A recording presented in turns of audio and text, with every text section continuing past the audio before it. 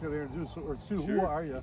Larry married my cousin Cindy. We call her Tululu. Yep. So go ahead and tell us who you are. I'm Larry Piper, kind of a cousin. Yeah. Yep. And speaking of cousins, I'm Larry's cousin, Ron Freeman. Jim Heinzelman, Dixon, Illinois. Gerald Askins, friend of Larry's. And now let me just ask you this: how many years have you've been doing this for a long time? I've been doing it quite a while. I You know worked at the Pearson Fasteners and we made parts for you guys. Yep. So And how long have you been doing it? Do you know? I'm not sure. Okay. I don't know if we did it right from the beginning or not. I think we might have. So probably I more like think 18 years. Yeah. Or so. Yeah, Okay. I think I've been coming up here with him for this play day for 12 Well, years. well, thank you, guys, for supporting Modern Thanks for Fence and our having golf us. hour. You. Yeah, we Yeah. appreciate Pleasure. it. Thank you, we Pleasure. appreciate it. You've been All a right. great host. Thank you, Yep. Mark. Thank you. Thank you, Mark. All right.